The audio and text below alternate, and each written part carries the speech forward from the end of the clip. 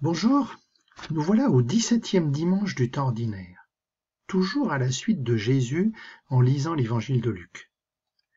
Si nous revenons un petit peu en arrière, il y a 15 jours, nous entendions Jésus répondre à la question « Qui est mon prochain ?» Il répondait par l'histoire du Samaritain, celui qui prend soin d'un homme blessé. Par cette histoire, Jésus nous montre qu'il se fait proche de chacun d'entre nous, avec amour, et qu'il nous demande à notre tour de nous faire proches des personnes que nous rencontrons.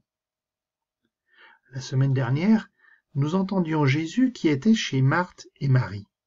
Une Marthe très préoccupée par la préparation du repas, au point d'oublier pour qui elle se met au service.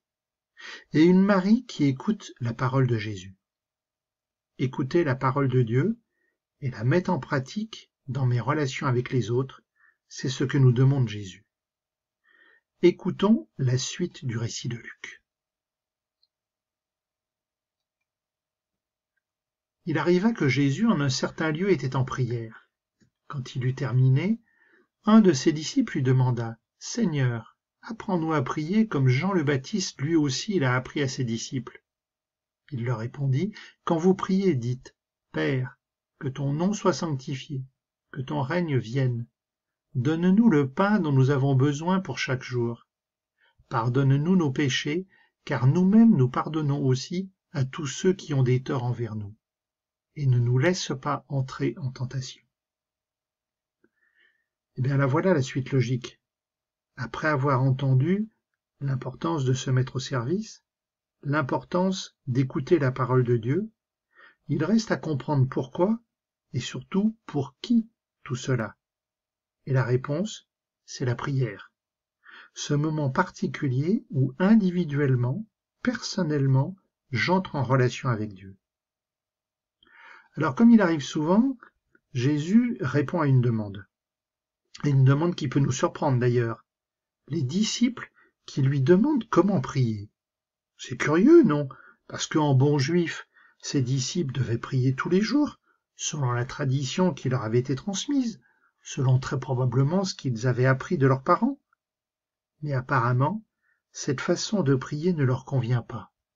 Et surtout, elle ne leur convient pas parce qu'ils voient que Jésus prie d'une manière bien différente. La première réponse de Jésus est importante. Quand vous priez, dites. Il n'est pas question de réciter.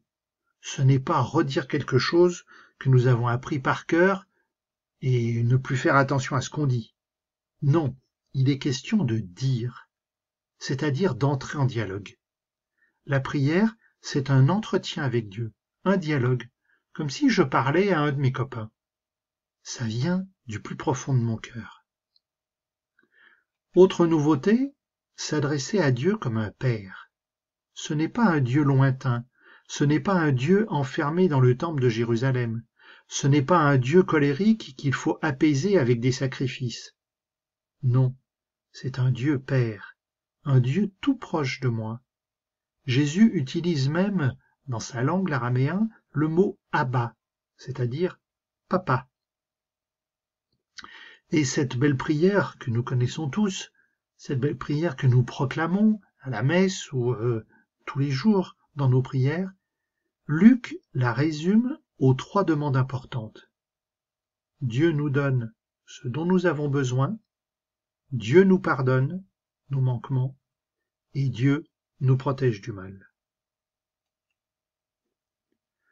Jésus leur dit encore, imaginez que l'un de vous est un ami et aille le trouver au milieu de la nuit pour lui demander « Mon ami, prête-moi 3 pains, car un de mes amis est arrivé de voyage chez moi et je n'ai rien à lui offrir. » Et si de l'intérieur, l'autre lui répond « Ne viens pas m'importuner, la porte est déjà fermée, mes enfants et moi nous sommes couchés, je ne puis pas me lever pour te donner quelque chose. » Eh bien, je vous le dis, même s'il ne se lève pas pour donner par amitié, il se lèvera à cause du sans-gêne de cet ami, et il lui donnera tout ce qu'il lui faut. Moi je vous dis, demandez, on vous donnera. Cherchez, vous trouverez. En effet, quiconque demande reçoit, qui cherche trouve, à qui frappe, on ouvrira. Quel père parmi vous, quand son fils lui demande un poisson, lui donnera un serpent au lieu du poisson, ou lui donnera un scorpion quand il demande un œuf? Si donc vous qui êtes mauvais, vous savez donner de bonnes choses à vos enfants, combien plus le Père du ciel donnera-t-il l'Esprit Saint à ceux qui le lui demandent? Alors comme cette manière de prier de Jésus doit déconcerter ses disciples, Jésus doit expliquer. Deux petites explications. Une première explication avec une petite parabole. Quelqu'un qui va ennuyer un ami, et au passage, si tu vois, il est question de pain dans cette histoire. Donne-nous le pain dont nous avons besoin. Si cette personne insiste, va jusqu'à embêter son ami, eh bien il obtient ce qu'il demande. Ainsi Jésus nous dit qu'il ne faut jamais se lasser de prier.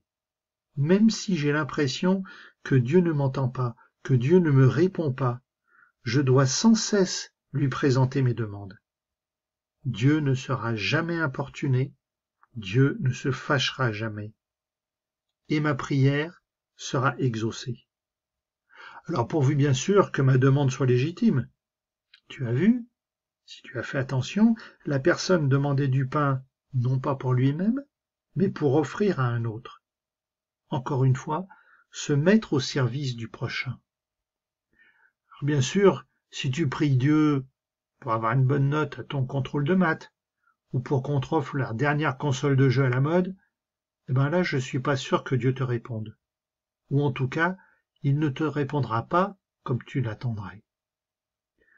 La prière, ça ne doit pas être un moment où je m'enferme sur moi-même. La prière, ce n'est pas une demande égoïste. La deuxième explication, c'est le rapport père-fils. Quel père qui aime son enfant lui voudrait du mal? Ce n'est pas possible. L'amour d'abord. Alors si nous, humains, nous aimons nos enfants, eh bien combien plus Dieu le Père nous aime. Et le beau cadeau qu'il nous fait, c'est de nous donner l'Esprit Saint, la force d'amour qui nous anime, la force qui nous invite à nous mettre à l'écoute de la parole, comme Marie, la force qui nous invite à nous mettre au service de notre prochain, comme le Samaritain. Mon Dieu, je ferme mes yeux, je ferme mes lèvres, je fais silence. J'essaye de ne penser qu'à toi. J'essaye d'ouvrir mon cœur à ta présence. J'essaye d'entendre ce que tu veux pour moi. Je ne te vois pas, je ne t'entends pas, mais je sais que tu es là, vivant tout près de moi, au plus profond de mon cœur. Mon Dieu, Père, apprends-moi seulement à bien écouter ta voix.